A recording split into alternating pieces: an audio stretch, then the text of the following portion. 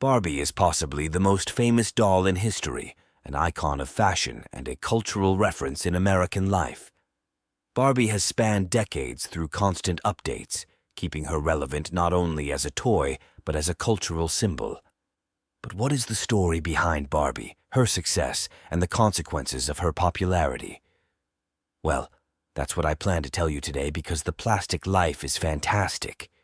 This story begins in the post-World War II era.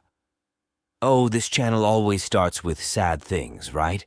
But it's the post-war of the winning side. So let's say it's the happy post-war. After the war, the United States experienced an economic boom that strengthened its businesses, harnessed the wonders of industrialization and new technologies, and served to reform the so-called American values. Promises of well-being and merit-based success, as well as the opportunity to thrive through entrepreneurship, became the norm. In this context, in 1945, the toy company Mattel was born.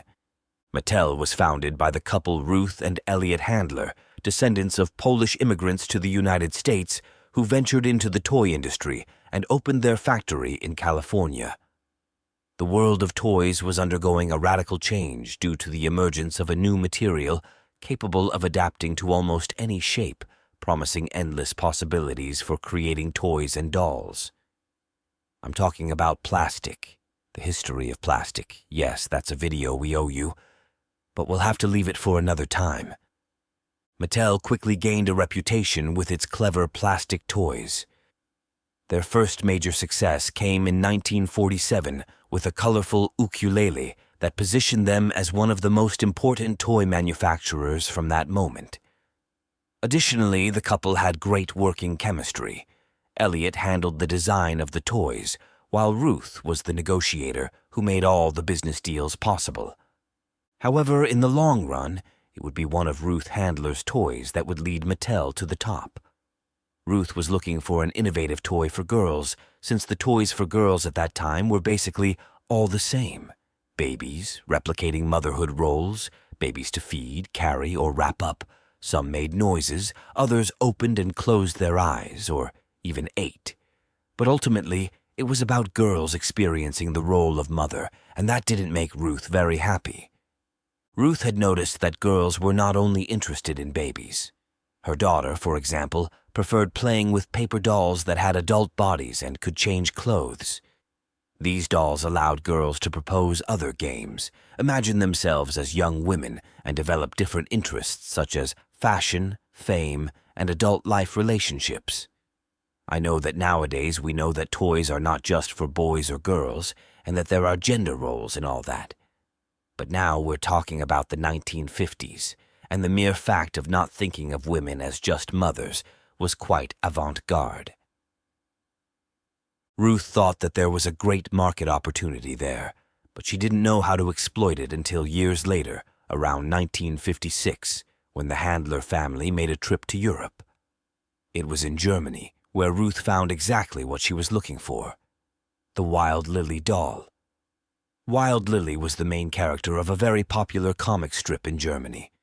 It was about Lilli, a beautiful and sensual girl who spent her days trying to conquer wealthy men with whom she usually had fun and somewhat erotic situations, always highlighting Lilli's wit and ability to get what she wanted. The success was such that in 1955, a line of Lilli dolls was produced. They were made of plastic and came with different outfits, almost always provocative. As you can see, the doll is quite similar to Barbie, with the difference that, instead of being for girls, it was for adults. The doll was sold at tobacco stands as an erotic toy for men, who used to give them as gifts at bachelor parties or men's club meetings. They were a kind of spicy joke and fetish object that, apparently, was hung on the rearview mirrors of taxis and trucks. But upon seeing it, Ruth knew that was what she needed. She bought several for herself, for her daughter, and they returned to the United States. Back at Mattel, Ruth presented the idea to the board. Mass-produce an adult doll like Lilli, sell it at a cheap price, create separate clothing sets to sell, and make a fortune. but her colleagues were not very sure. "It's a good idea, but don't you think the doll is a bit, I don't know how to say it, sensual?" "Well, yes, what's the problem?" "It's provocative, immoral. Sorry, Ruth, but we're old-fashioned men." But that didn't stop Ruth. Convinced of her discovery, she sent her designers to recreate the doll with some changes. After several years of production, in 1959, the first batch of the doll was finished, and Ruth named her after her daughter, Barbara. The Barbie doll had arrived, with an incredibly familiar resemblance to our Lilli doll. "I don't know what this doll is talking about. It's original and completely different. Where do you see the similarity? They have a slightly different face, but they were identical." Ruth took Barbie to the International Toy Fair in New York, the most important event for toy manufacturers worldwide. It was the place where new products were presented to convince stores and warehouses to distribute the latest toys. Ruth presented Barbie in blonde and brunette versions, with her striped swimsuit and separate clothing sets to sell. Barbie's booth was one of the most visited, but not for the best reasons. People were horrified. Barbie was too different, too adult, too sexy, and the store owners were old-fashioned men. And yes, what shocked people the most about Barbie was her body or figure, particularly that she had breasts, which was interpreted as something immoral and even a terrible example for girls. But Ruth disagreed. "There's nothing more natural than a girl dreaming of being an adult, and that includes her body.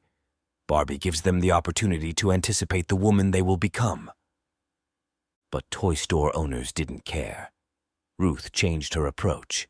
Instead of selling Barbie to store owners, she would go directly to girls and their mothers.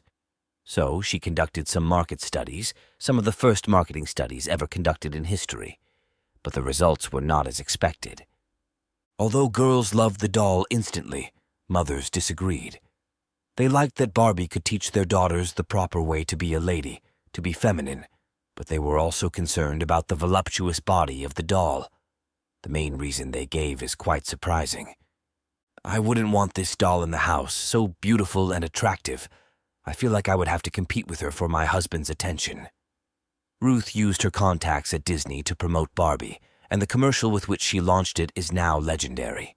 The commercial presented Barbie as a role model for girls, an avatar that would allow them to fulfill all their fantasies of adult women. And it was a success. Suddenly, stores were flooded with little girls asking for the doll, and in just a few months, Mattel was already selling millions of units across the United States. Ruth accomplished her mission, but once the product was out, she had to accept some conditions. Although parents accepted Barbie into their homes, they were still wary of the influence she might have on their daughters. Ruth made the decision that, while Barbie would remain a modern and independent woman, her role would be to promote the feminine values of her time, to be a model for the ideal woman that we like more. At first, Barbie remained just a pretty girl with many nice outfits, but she soon began to evolve to follow Ruth's idea of a modern and independent woman. Different versions of Barbie appeared in which the doll took on roles such as a teacher, dancer, or nurse. I know very stereotypical jobs in female roles, but in the 1960s, the simple fact of not being considered a homemaker was already revolutionary. So revolutionary that investors and buyers began to worry that this could lead girls astray.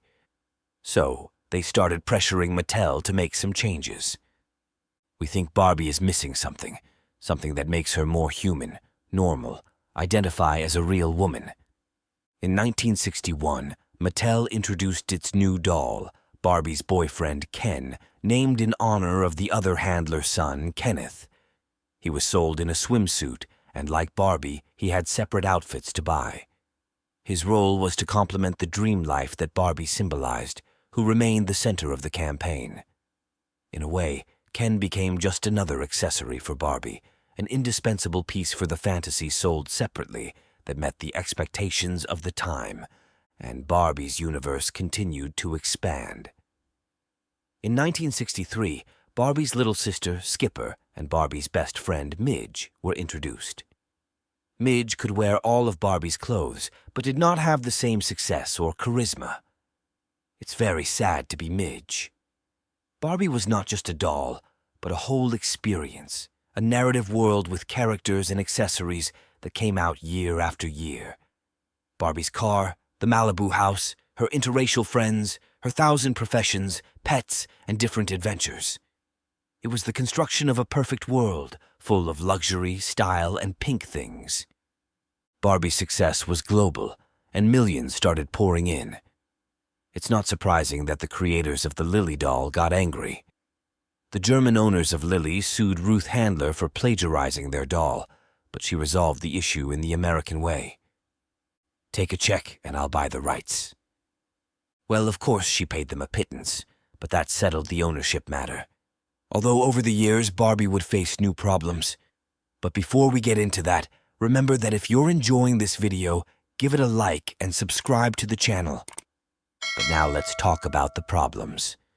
In the 1970s, Barbie was already a cultural phenomenon, and as such, began to be questioned.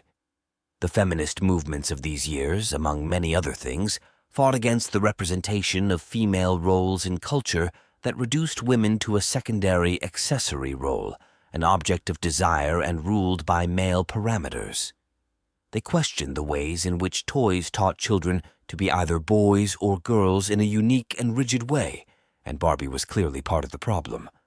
There were many criticisms against Barbie, most of which are still relevant. The main reason was that Barbie was a toy to set expectations for women, from a specific lifestyle of success and wealth to a physically impossible body. Barbie's body, which had initially been a rebellion against the established, 20 years later became an unattainable beauty ideal that also generated anxiety and frustration in the girls it aimed to empower. Let's never forget the Barbie that included a weight loss book as an accessory, whose only advice was, "Don't eat." Furthermore, Barbie clearly set a white, wealthy, and heterosexual lifestyle as the norm. Her discourse excluded any possibility of dissidence or marginality, and her popularity reinforced and internalized the rules of femininity and gender roles of the hegemonic system. Barbie had become exactly what this generation of feminists was fighting against. Things got worse when Rita Rao, Mattel's vice president of marketing, stated that no one working on Barbie agreed with the feminist movement, and Ruth Handler was even an anti-feminist woman. Faced with controversy and the possibility of a boycott, Ruth Handler had to make a statement, and what she said was a masterstroke.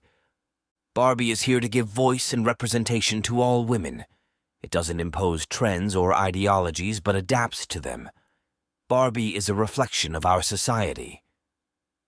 Mrs. Handler, you are as clever as a fox, and that marked the course for Barbie for the next few decades. Adapt to the context and survive. That was Ruth Handler's last legacy, as she left the company in the mid-70s because she was diagnosed with breast cancer and because she was accused of tax evasion and manipulation of accounts, for which she was found guilty in 1978. What can I say? I'm just a girl. But this was just the beginning of the Barbie phenomenon. The doll continued to expand its market and reinvent its identity. New characters of different races, identities, and conditions were integrated into her universe. Barbie even had her African American and Latina versions, although not without stereotypes. Barbie also started to have jobs suitable for her time and break gender roles. Today, there are Barbies in all professions, even with different body types. The doll is constantly updated to meet the demands of the moment, avoid controversies, and become as flexible as possible.